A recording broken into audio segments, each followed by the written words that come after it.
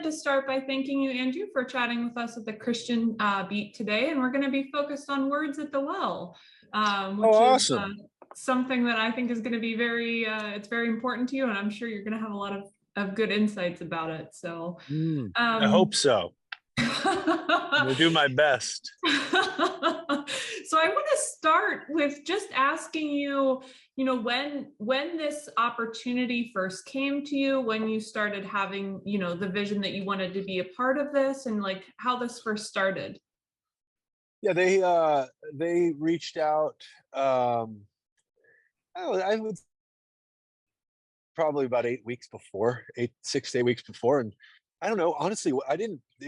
It wasn't one of those things I felt like I needed to think too hard about. It was like my past. I come from singer-songwriter, acoustic guitars, storytelling, lots of writers' rounds in my past since moving to Nashville. And for those of you who don't know what that is, a writer's round is when 3 or 4 people are on a stage and kind of take turns sharing a story in a song.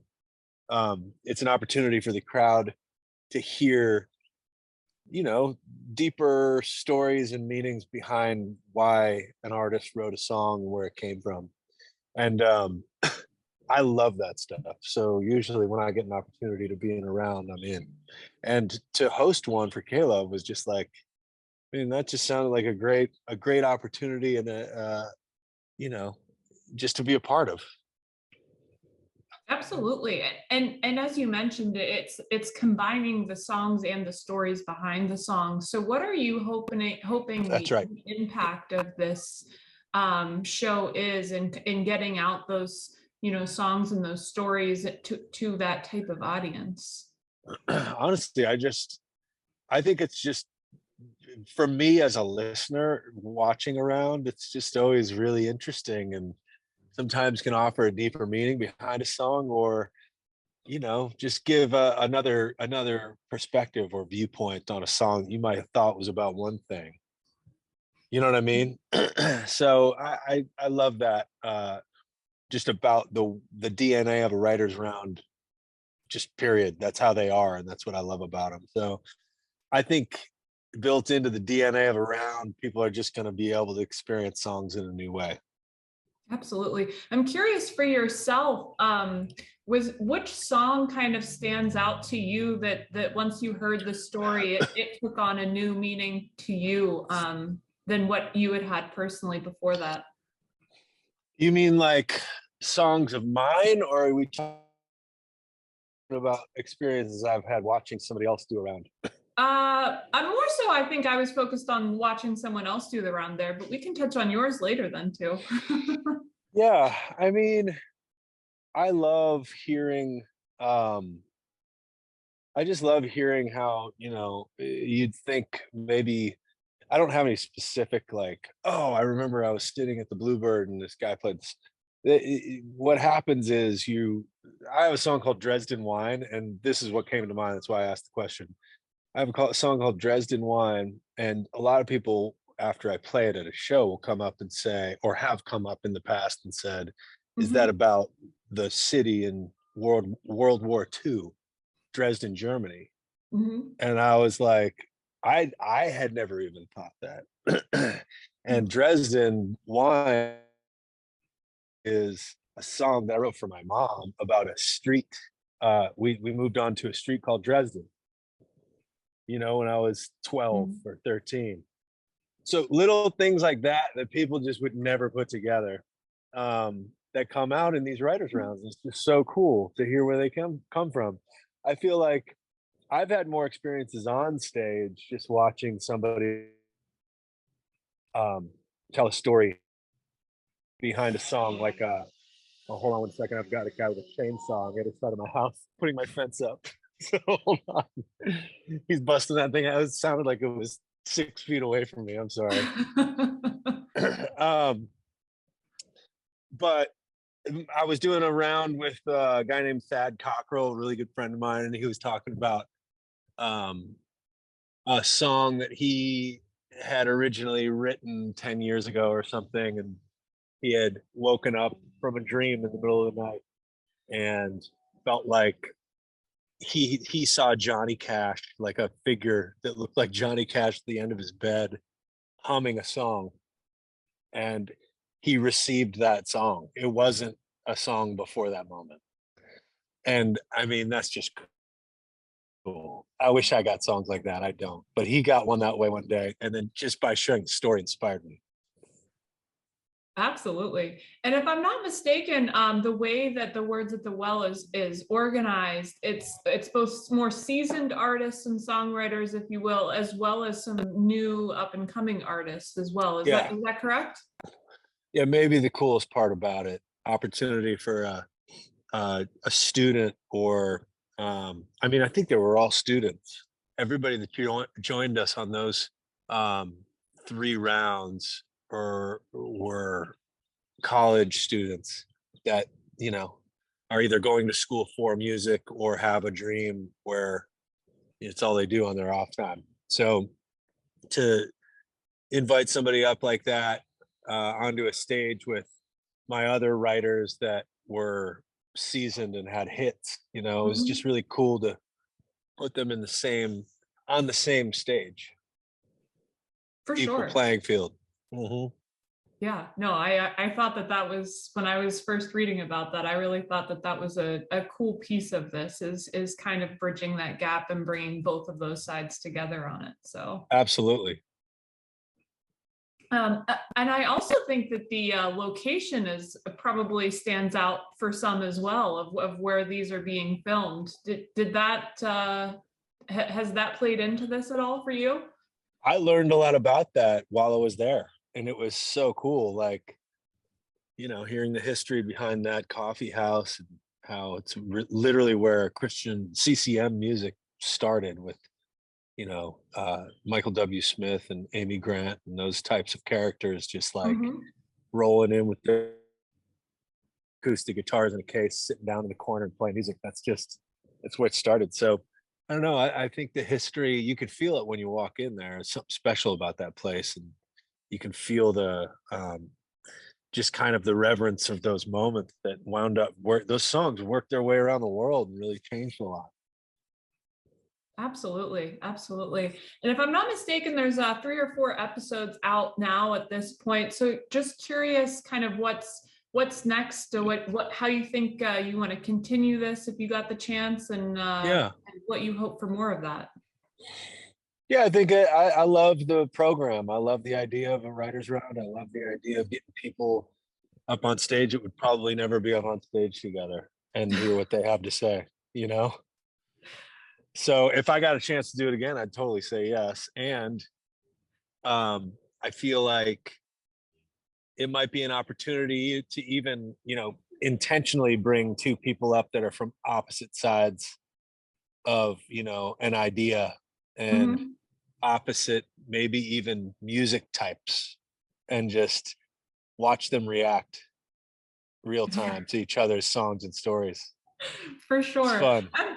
I'm curious. I mean, obviously the newer artists, the students, as you mentioned, you wouldn't have had real familiarity with them. But of the seasoned artists that you had on the show, had you worked with any of them before? Are you friends with any of them, or was some of this your first time meeting them?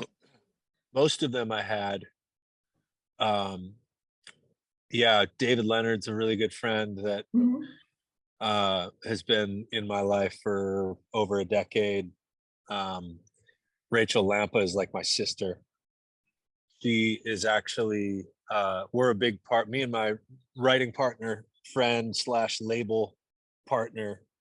Uh, we we are the ones that kind of are backing Rachel's new career, not only in regards to like operating as her label, but we're her team. You know, we write the songs. My friend Ethan produces the songs, and are just trying to kind of like insulate her in a way that I feel like she could set her up to shine. Mhm. You know, I think. I mean, look what's cruising by me right now. This is insane. I so just so you know what all this noise is. A couple of years ago, my street got hit by a tornado, Okay. and since then, it's just been bulldozers and like people redoing their houses. We just finished ours, so we just moved back into our house, but it's still pretty chaotic around these parts. But anyway, yeah, Rachael Lampa is a huge part of my life. Her husband is one of my best friends. Her little guy named, her son is 6 years old. His name's Jackson. He's like my daughter's best friend. He's my godson. I mean, it's like we're interwoven, we do life together. They're in our small group. It's just awesome. So to be able to get up there with her and, you know, interact, you know, in a live setting, in a songwriter round setting, it was just fun. Absolutely. I'm curious if there's any, I guess any of the songs that you were expecting some of the artists, because if you have, you know, the familiarity with David and Rachel's work, I mean, you know what some of their hits are, you know what some of their songs are, you know their heart a little bit better. Were you surprised by which songs they chose to bring to the round, or did you think that were you expecting, I guess, some of the songs that they brought? David and I talked right before we played our little round, and we had written a song way back in the day. That, gosh, I honestly, now it wasn't even that long ago, but I can't remember if we played it or not. We considered playing it, but it brought up an old song that we wrote in a van on the way to Grand Rapids, Michigan to play a show together in probably 2008 or 9. And I mean, it was just cool, like reminiscing like that with an old friend that I hadn't seen in a while. But Jeff Pardo and I wrote a song called Let Love Win that never would have been ever played if it wasn't for the rounds that we did. Again, we were having a conversation in the green room before we went out there, and we're like, do you remember that song we wrote? Let Love Win? That thing is good. We should play it. And then we just kind of relearned it and played it. You know, so fun moments like that. But yeah, I wasn't necessarily surprised. People play their hits, you know. Yeah. No, David played Great Are You, Lord. And, he played, or Pardo played My Jesus, the song he wrote with Ann Wilson. Just cool. Very cool. Absolutely. And I'm curious, since you got to, you know, be there, listen to the stories, listen to the songs, both of the seasoned and the students, were you inspired in your, you know, recent songwriting based on those rounds? Yeah, I think there's always an inspiration you take with you when you watch people react to your songs, especially when you play them without any production. It's weird. They react differently to different types of songs. My songs that have become hits, I guess Fill My Cup translates a lot better acoustic than Jericho does. Jericho doesn't really translate acoustic as well. Which is why I did an acoustic version of it to kind of make it feel more singer-songwritery. But I've got songs that will never be hits that will totally, like, they work so well in rounds, but they would never work at the radio, on the radio format. Isn't that so interesting how that how that works? Yeah, I don't know. It is. It's just a different, you know, it's a different listen. It's a different type of experience. I'm curious because I know sometimes artists have mentioned that they have that like gut instinct that a song is going to do well in radio and are in those types of formats, but on the flip side they have the ones that they're not necessarily expecting the impact or the reach that they end up getting with those songs. Do you see the opposite with some of the songs that you have in the round setting in that case as well? You mean tunes that don't translate on record but do live? Yeah. Oh yeah, absolutely. That happens all the time. It's funny when you don't think about this, but when you're in a room with an artist that's playing a show or in a round or whatever, more of your senses are stimulated than if you were in your living room. There's a smell in the room, there's other people that are getting excited about it. You're watching, like, there's an emotion. If sometimes when I'll listen back to a live show recorded, I'll be like, man, I thought I stuck the landing there, but the chord, like I'm over singing, but in the room, it felt amazing. But then you listen back later and you're like, why did it feel amazing then, but not now? Is because you're not in the moment anymore.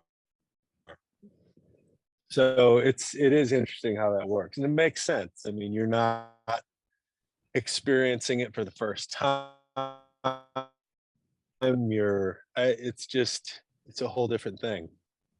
Yeah, I always find that interesting in those cases. I mean, it can be the same song, and depending where and how you're interacting with it, it can hit differently, if for the lack of a better word. Yeah.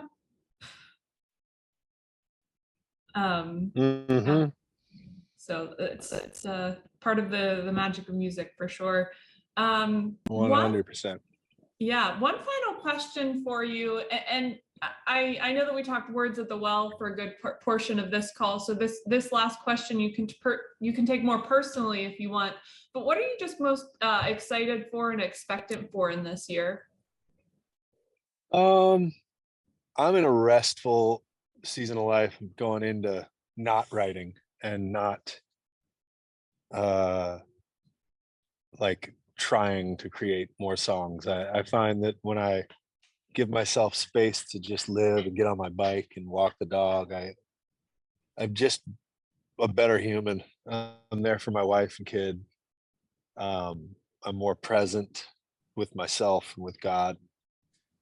So I've had a chaotic 3 years. Ever since Jericho landed, it was like, okay, it's on. We're going to go do this thing. And now I'm like, I need to slow down. So slowing down is intentional, and I'm going there.